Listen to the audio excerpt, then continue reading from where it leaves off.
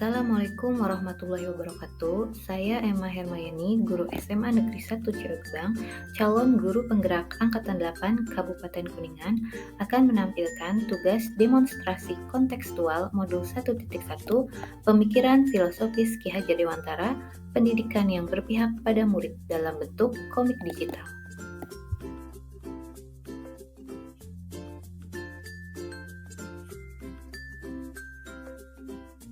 Bu Emma, kemarin saya melihat siswa sangat semangat sekali mengikuti pembelajaran PKW, Bu.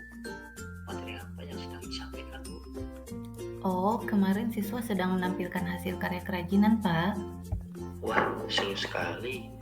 Siswa saya ketika pembelajaran selalu terlihat tidak semangat. Kenapa ya, Bu?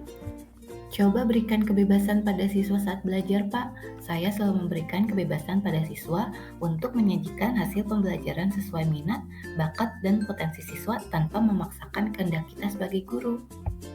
Ada siswa yang memilih menyajikan dalam bentuk audio, visual, bahkan audio visual. Hal ini tentu sangat sesuai dengan pembelajaran abad 21 yang serba digital. Berarti kita harus sangat memperhatikan dan mementingkan peserta didik dengan segala potensinya ya, Bu. Dan tidak lupa juga pembelajaran yang dilakukan harus selalu mengikuti zaman. Betul sekali, hal ini sesuai dengan pemikiran Ki Hajar Dewantara bahwa tujuan pendidikan adalah membawa anak untuk mencapai kemerdekaan dalam belajar dengan selalu memperhatikan kodrat anak, baik kodrat alam maupun kodrat zaman, sehingga siswa bisa mendapatkan kebahagiaan dan keselamatan setinggi-tingginya. Dalam menuntun anak agar bisa menjadi manusia yang merdeka, kita pun perlu memberikan pembelajaran yang kekinian tanpa menghilangkan nilai-nilai leluhur dan budaya. Oh iya, Bu Emma. Saya mau bertanya, berkenaan dengan anak di kelas saya yang selalu tidak bersemangat, kira-kira bagaimana ya agar pelajaran yang saya sampaikan itu bisa mudah dipahami dan dimengerti oleh siswa? Kalau saya biasanya di awal akan mengelompokkan para peserta didik sesuai dengan cara belajar mereka masing-masing, Pak. Kemudian saya juga akan menggunakan berbagai macam metode pembelajaran agar semua kebutuhan peserta didik saat di kelas bisa terpenuhi.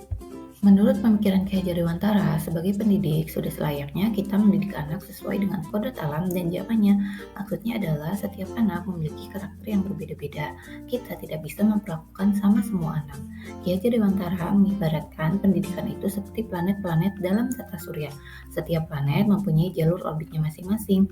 Ada yang cepat berputar mengelilingi orbitnya, ada juga yang lambat.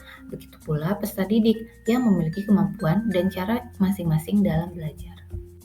Adakah hal lain lagi yang ingin dilakukan di kelas selain mengelompokkan anak berdasarkan cara belajarnya? Tentu salah satu keinginan saya adalah membuat anak bahagia ketika belajar. Untuk itu, salah satu yang sering saya lakukan adalah menyiapkan ice breaking atau games dalam bentuk kuis yang berhubungan dengan materi sehingga anak tidak mudah bosan. Apakah hal itu tidak akan membuat anak menjadi keenakan bermain dan menyepelekan materi pelajaran Ibu? Tentu tidak, jika kita melihat pemikiran Ki Hajar Dewantara, bermain adalah salah satu kodrat anak. Pikiran, perasaan, kemauan, dan tenaga sudah secara lahiriah ada pada diri setiap anak, sehingga penerapan permainan di kelas bisa menyelaraskan semuanya dan bisa kita jadikan media menarik dalam pembelajaran. Dalam permainan juga, kita bisa menyisipkan nilai-nilai budaya kita seperti kerjasama, tolong-menolong, toleransi, dan lain sebagainya, yang tujuannya pasti untuk menciptakan pembelajaran yang berarti.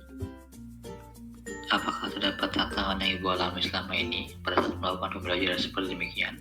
Tentu saja, Pak, terkadang ada saja anak yang kurang aktif saat pembelajaran atau bahkan terlalu aktif sampai membuat kedua kelas dikarenakan tidak bisa mengontrol dirinya selama pembelajaran berlangsung. Kalau saya sih beri saja hukuman langsung bagi yang ada di kelas, biar jeda dan tidak mengganggu siswa lain.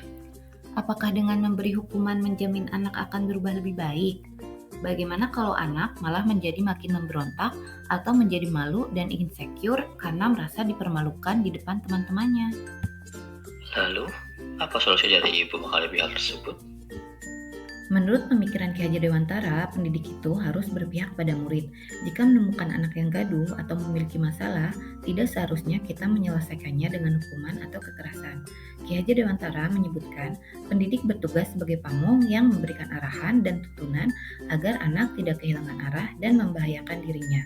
Daripada memberi hukuman, solusi dari saya sih alangkah lebih baik kita memberikan arahan dan teladan dengan budi pekerti. Kita sebagai pendidik harus berusaha membentuk sifat-sifat baik pada anak dan mengaburkan karakter tidak baik dalam dirinya. Penamaan budi pekerti memang menjadi PR kita semua.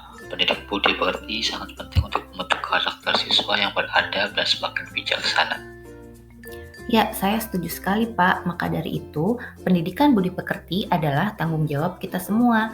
Dalam menanamkan karakter pada siswa, tentu kita juga perlu bersinergi dengan orang tua, khususnya untuk pendidikan budi pekerti anak selama di rumah. Ki Hajar Dewantara menjelaskan, keluarga menjadi tempat yang utama dan paling baik untuk melatih pendidikan sosial dan karakter bagi seorang anak.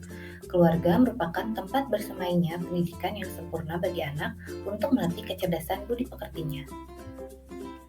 Wah, dari diskusi kita hari ini, saya menjadi makin memahami bahwa pendidikan sejatinya harus berpihak pada anak.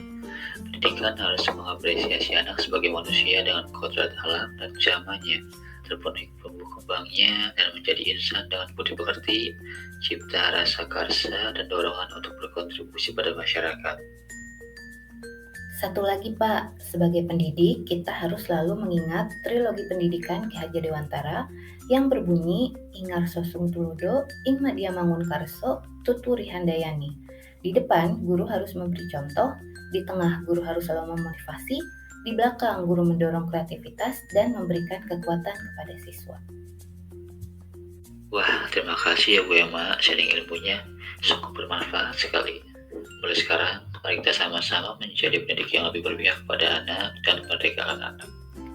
Siap Pak, mari bersama-sama menjadi bagian untuk mencapai tujuan pendidikan, yaitu membawa anak Indonesia mencapai kemerdekaan belajar dan mendidik anak dengan selalu memperhatikan kodratnya. Kita sebagai pendidik hanya dapat merawat dan menuntun tumbuhnya kodrat itu sehingga anak bisa menjadi manusia yang beradab, bijaksana, dan berbudi pekerti.